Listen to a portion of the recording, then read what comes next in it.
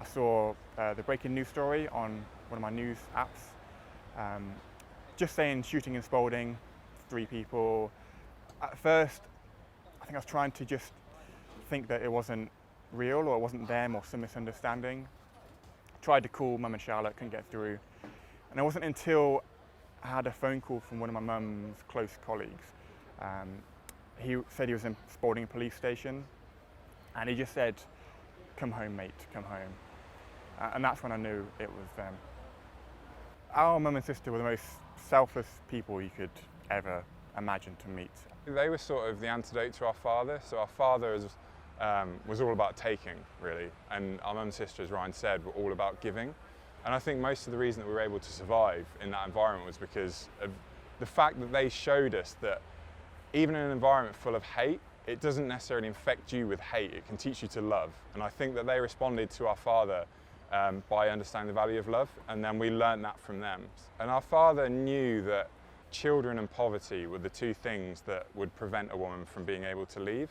And I think that showed us the importance of being able to work and provide for my mum and sister. Success wasn't really an option, but it was the bare minimum that I could achieve. Otherwise, I'd condemn my mum and my sister to a lifetime of suffering under him. He would always attack us via proxy, so he knew we could always take his frontal attacks, his abuse personally, but we couldn't stand to see each other getting attacked.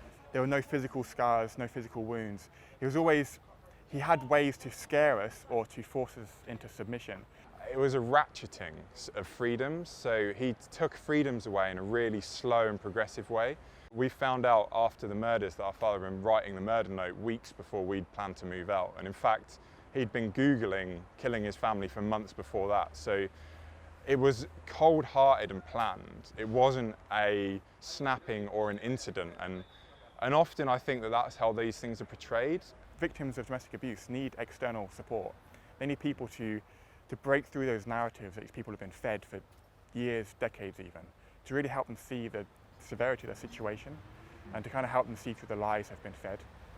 I had a nut allergy when I was younger, and I was told that that was discovered through an anaphylactic shock I had when I was 3.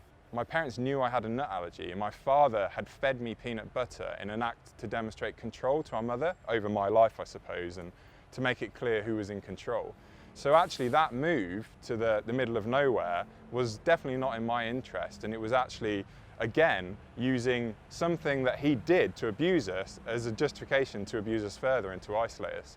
He created the conditions to seem to be our saviour when he was in fact the very abuser. It's a strange feeling to know that how you lived wasn't actually how it was. It's almost as if our entire life to this point has been a film or a game. It doesn't feel like we've been really living in a sense. Often in domestic homicide, the victims, the women and children are murdered and they're silenced and they never get a chance to speak. But it's always a letter or a murder note left by the male murderer. And I suppose as 2 young men who grew up under that, our book is kind of an antidote to those murder notes of the men. Our book is almost like the note that was never left. When we started sharing our story and kind of speaking out about domestic abuse, I started to feel that I had purpose and I could kind of live my mum and my sister's legacy. So in a way, it's really helping me to recover, to speak up about what happened to us. And as we've mentioned, we kind of feel it's our obligation too, because many survivors, many victims of abuse, either cannot speak because they're no longer alive. It gives our pain meaning and purpose, and I think pain by itself is horrendous to bear, but if it's in service of a cause, it's so much more constructive. And I think that we found that talking about it gives us the power to redefine what's happened to us. If we hid, it would forever define us and it would forever control who we were.